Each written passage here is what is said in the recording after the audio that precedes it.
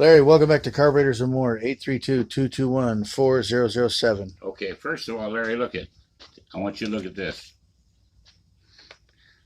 This might be a long video, but it's going to be explanatory.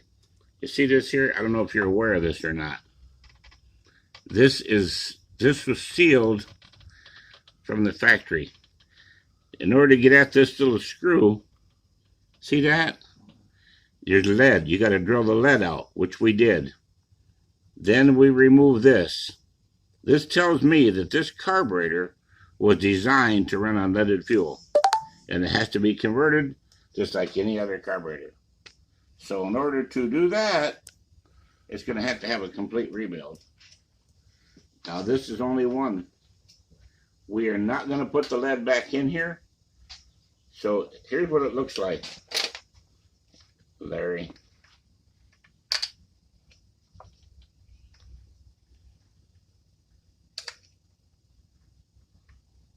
You got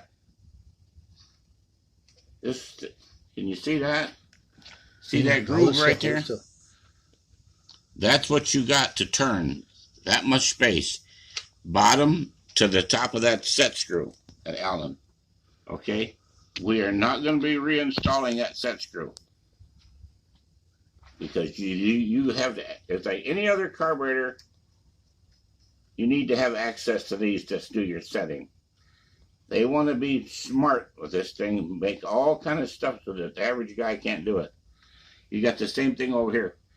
This is, we're going to have to charge you. We get $80 an hour. It took us, what, about 3/4 of an hour to get them out of there.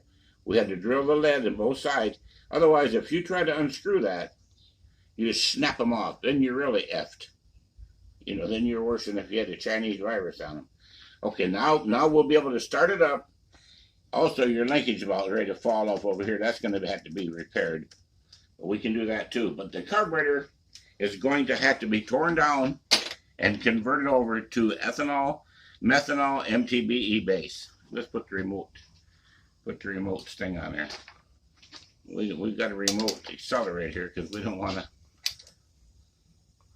don't want these dudes backfiring and jumping and spitting in our face. Okay, let's go.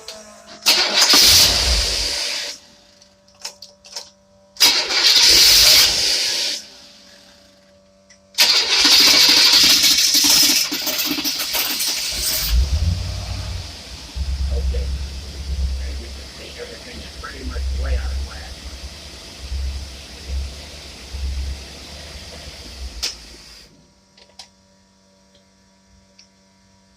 I think he meant to open them screws up to get some gas.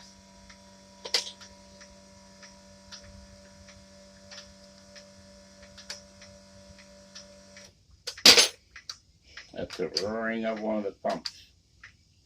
There's going to be more pumps because they're going to take off in a minute when it gets hotter in here. I mean, when this motor starts getting hot. You know there's nothing we can do with that kind of choke. You're on your own. We convert it to electric, but you know, you probably have a heart attack if we do that, which involves taking this off and putting an electric cap on it. But anyway, so there's nothing. The choke will have to be just turned off and basically made non-functional. Okay, now we got it so these gonna run. I thought I saw someplace. Yeah, I can take this screw right out. See? That's gotta be converted. Gotta be converted. Go ahead and start that, will you? No. Just start it. You gotta be really careful. You get this thing. You could take this screw out and you could put a regular screw in it without that slot. But that's up to you. We're gonna leave it just like it was. But that's it.